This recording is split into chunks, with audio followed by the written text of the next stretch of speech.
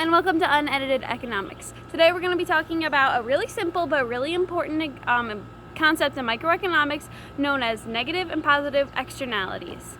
Now, let's just go over a couple of definitions before we really get into this. The first one being positive and negative externalities, and really what that means. So, when we talk about supply and demand, there's always a perfect amount of supply or demand that we can have that's socially and optimally perfect for the situation. But a lot of times with the market and consumers being the way they are, sometimes we have to use taxes and subsidies to move those supply and demand graphs where we need them to be. We'll show lots of examples. So, when you tax something, you're taking money from either a producer or a consumer. It's going through the government, and in this perfect world of microeconomics, that money goes back into the producers and consumers. And when we do subsidies, that's taking money that the government already has and dividing it to producers or consumers, depending on the situation. And then I'll define spillover and spillover costs and spillover benefits when we get there. All right, so we're going to start with positive externalities. All right, so starting with positive externalities, sometimes there isn't just quite enough demand to meet that perfect, socially optimal level. So what we need to do is increase the amount of demand. So let's give this some examples. So say there's a new vaccine that's going out that just came out. Say it cures baldness, all right? Unfortunately, it's super expensive, so the demand is not as high as it should be.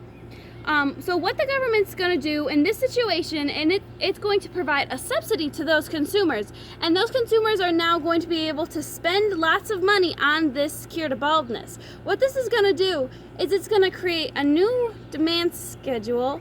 It's going to increase demand. We know it increased demand because we went on this quantity axis, increased the amount of demand, and that created demand number 2. And this gets us to a more socially optimal level, so the suppliers still have a reason to be producing this vaccine because there are people demanding it, only because the government is giving them subsidies in order to raise to that demand. Now, once we did this, we can see that without that subsidy, it created a little bit of a triangle here. And what this triangle demonstrates to us is the inefficiency of the market without that subsidy. If we still had demand at demand 1, then suppliers aren't getting their full marginal benefit for producing this vaccine to baldness, or cure to baldness.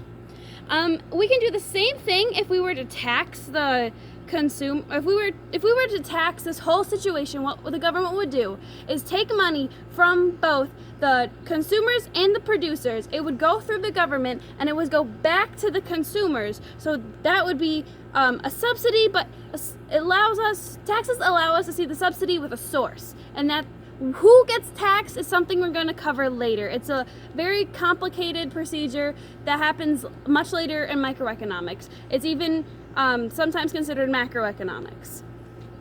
So another word for this is known as a spillover benefit. Due to this subsidy, more people get this cure to baldness, which is a benefit that they would not have received if the government had not stepped in. It is traditional in most situations that when we're talking about a third party dishing out these taxes and subsidies, it is known as the government. So then we're going to cover negative externalities. Okay, so now we're on to negative externalities, and let's give some meaning to this graph. So let's say this is a car manufacturer. There is a demand for cars, there is a supply for cars. And sometimes what happens is there's too much supply for the amount of demand. Say too many cars are being produced at a rate that's too fast for the amount of for the amount of consumers to be buying all those cars.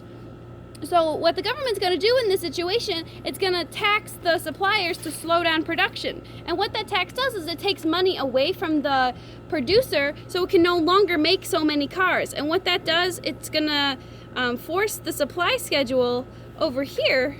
We know that the supply schedule decreased because we went from point A to point B, which on our quantity axis is going to tell us it decreased. And a lot of times when we talk about negative externalities, the reason that the government stepped in with a tax is because the producers were creating some sort of spillover cost. In this case, if we're talking about car producers, a lot of times this negative externality you'll hear about is pollution.